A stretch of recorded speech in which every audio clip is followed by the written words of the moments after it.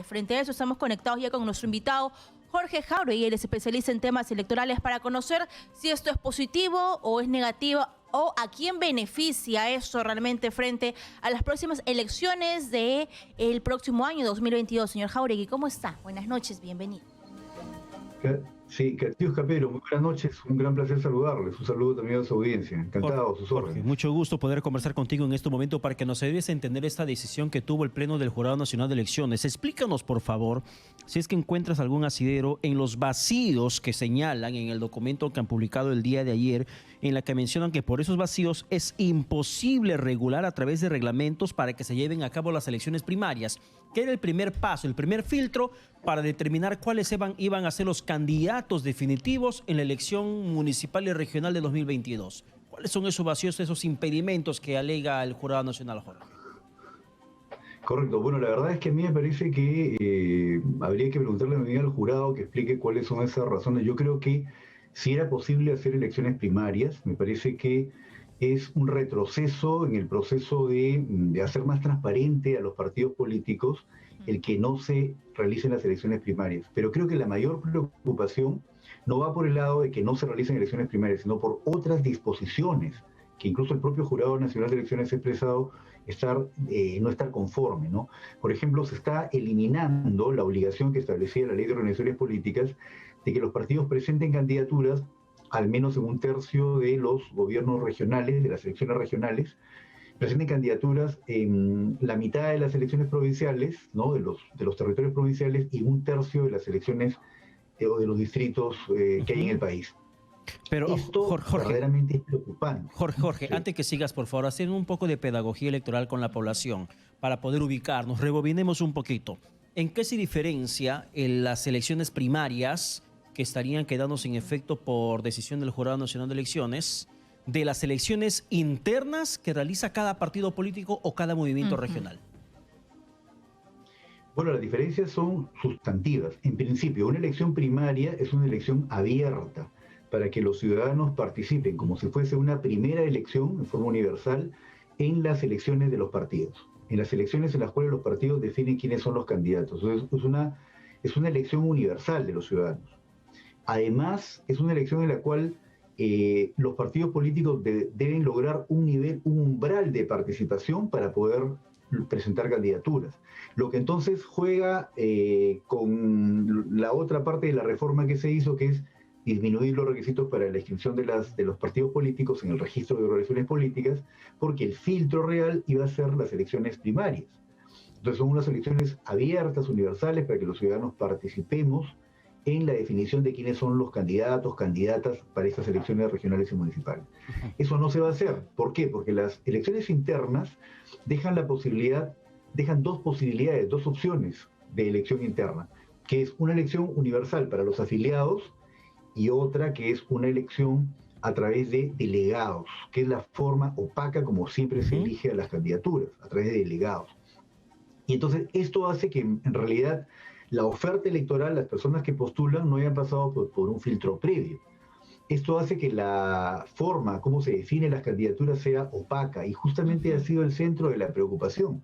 Por eso sí es muy distinto hablar de elecciones primarias de hablar de elecciones internas. O sea, sí hace la diferencia desde la perspectiva de la calidad de la democracia. Las elecciones primarias ofrecen unas mejores condiciones para elegir a estas autoridades locales, que dicho sea de paso, tienen constantes cuestionamientos, ¿no? Entonces, esto hubiera mejorado, ¿no? El filtro para elegir autoridades locales y regionales. Sí hay diferencias sustantivas, ¿no? Así es, por favor. Corríjame si me equivoco para ver si es que la gente ha comprendido un poco sobre este anuncio del Jurado Nacional de Elecciones. O sea, que el representante de cada partido político para las elecciones va a ser elegido por el dueño de cada partido. No va a haber un filtro o una elección interna, ¿es cierto? Correcto. En una elección interna que aplica la modalidad de elección indirecta, es decir, a través de delegados, estos delegados son elegidos a través de una elección de afiliados, pero ya este grupo de personas que son los delegados son los que definen quiénes son los candidatos. Entonces, este mecanismo de elección indirecta, porque así también se llama, había sido considerado como opaco, ¿no? Es opaco, no permite que los partidos políticos cumplan una función constitucional indispensable, ser el mecanismo de participación política de los ciudadanos. Entonces, Así por es. eso sí hay diferencias entre una elección primaria y una elección interna. Las elecciones internas permiten Ujú. ese mecanismo de la elección indirecta, o sea, vía delegados, como usted lo señala, ¿no? Sin embargo, cuando, Ujú. por ejemplo, menciona el Jurado Nacional de Elecciones que la elaboración de un cronograma que integre los comicios primarios a las elecciones regionales y municipales no puede ser un ejercicio de simple inserción de plazos, pues resultaría necesario para que en ambos procesos puedan calzar de manera orgánica. ¿A qué se refiere exactamente el Jurado Nacional de Elecciones y si tiene razón y lógica lo que está mencionando? Bueno, a mí me parece, y no podría opinar de cuál ha sido el razonamiento que ha tenido el jurado, pero a mí me Ujú. parece que, digamos, puede establecerse plazos para las impugnaciones de las elecciones primarias, ¿no?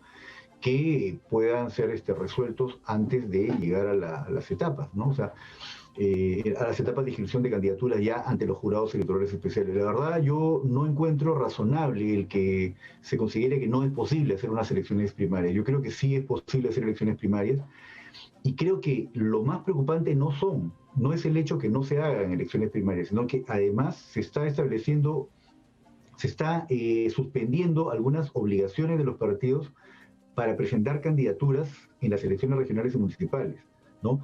Actualmente, la ley de organizaciones políticas establece que si un partido político no presenta candidaturas en las elecciones regionales, al menos en un tercio de las regiones, y en la mitad de las provincias y en un tercio de los distritos, entonces procede la cancelación de la inscripción.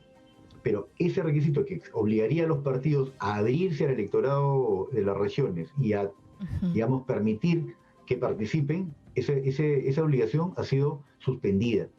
Entonces, lo preocupante es que parece que las bancadas del Parlamento no están leyendo el mensaje de la última elección nacional, en la Ujú. que el electorado provinciano le ha ganado al electorado limeño. Y Ujú. el presidente actual, el señor Castillo, que es un presidente legítimo, constitucional, ha ganado con el electorado provinciano.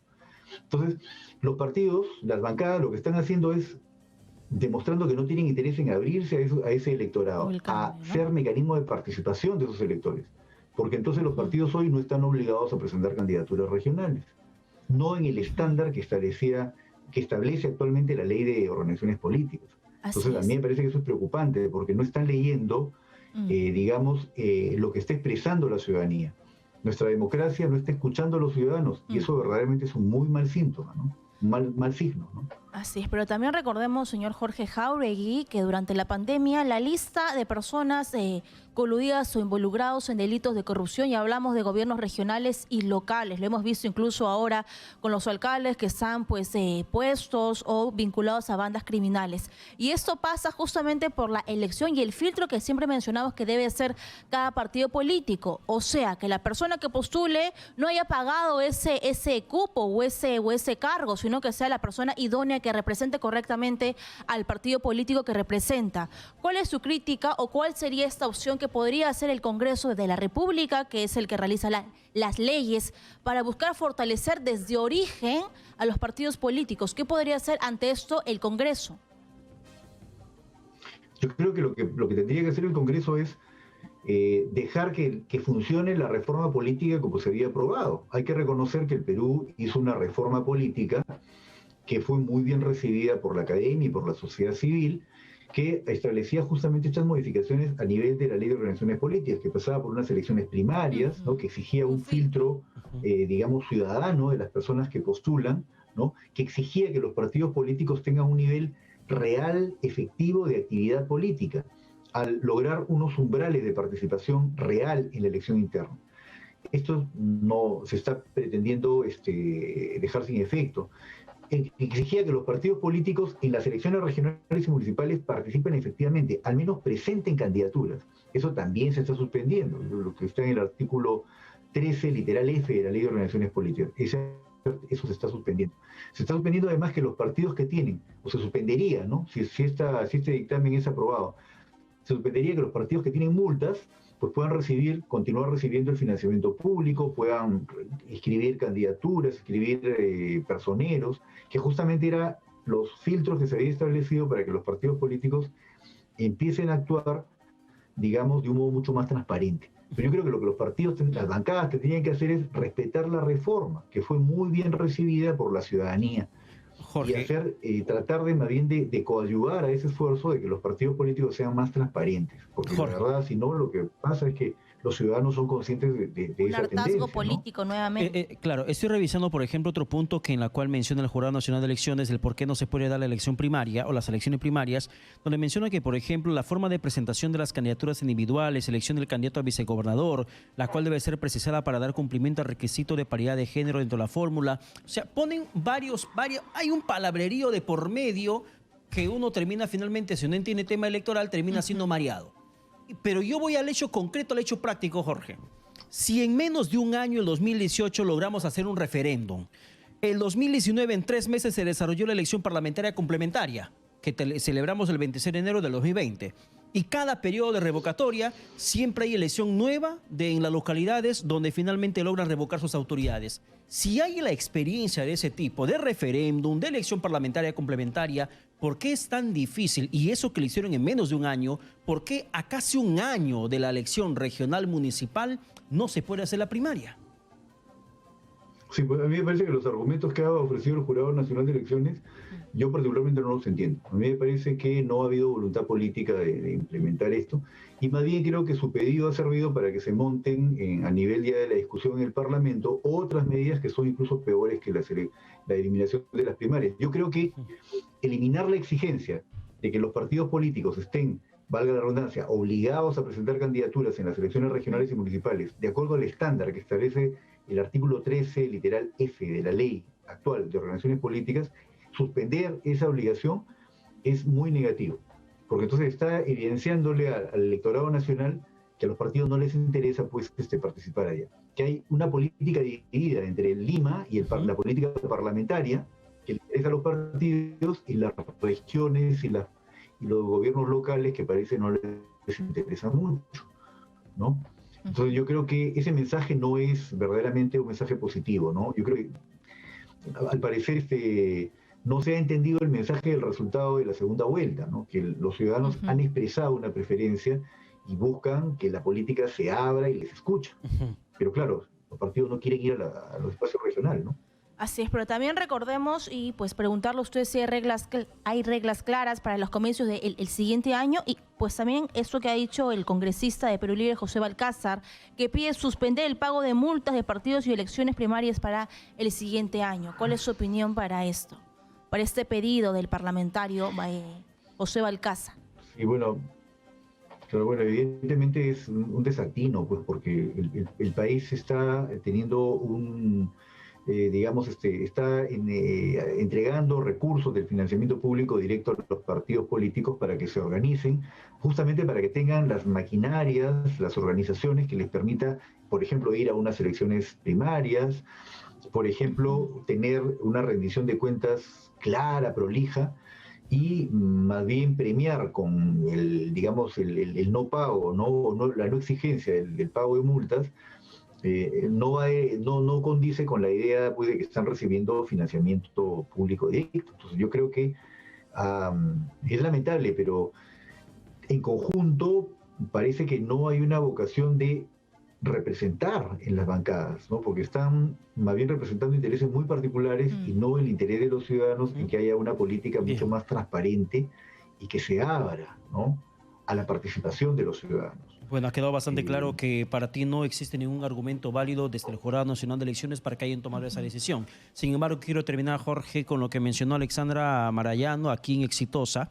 Ella es asesora de la presidencia del Jurado Nacional de Elecciones y ella advirtió, por ejemplo, que los cambios normativos que se hacen en último momento para cada proceso electoral impiden a los organismos electorales hacer de manera efectiva un cronograma apropiado. Fue la justificación. Tema cronograma, tema tiempo, tema plazo. Bueno, habría que recordar que la norma que establece las elecciones primarias no se ha aprobado en último momento, ¿no? Esto ya, antes de las elecciones generales ya sabíamos que había una regulación de las elecciones primarias. En todo caso ha habido tiempo holgado, ¿no? Queda claro que no ha habido voluntad política, sobre todo en el Parlamento, porque bueno, el jurado puede pedir, puede hacer los pedidos que le parezca, ¿no? pero finalmente es el Parlamento el que aprueba las normas. Entonces, yo creo que no hay una voluntad política en las bancadas, al menos en algunas bancadas del Parlamento, en contribuir a fortalecer el régimen democrático, en hacer una representación democrática que verdaderamente escuche a las personas, a los ciudadanos. Yo creo que las bancadas están de espaldas a los ciudadanos. Y eso verdaderamente no es algo que contribuya a fortalecer una dinámica democrática liberal en el país, ¿no? Bien. Muy bien, muchas gracias, Jorge Jáuregui, experto en temas electorales. Muchas gracias, buenas noches. Gran placer. Muchas gracias por la invitación. Gran placer. Muchísimas gracias a ti, Jorge. Gracias por este aporte que nos das en el tema electoral y sobre todo para complementar la entrevista. Bueno, queda claro, ¿no? No Sí. hay transparencia en esas elecciones.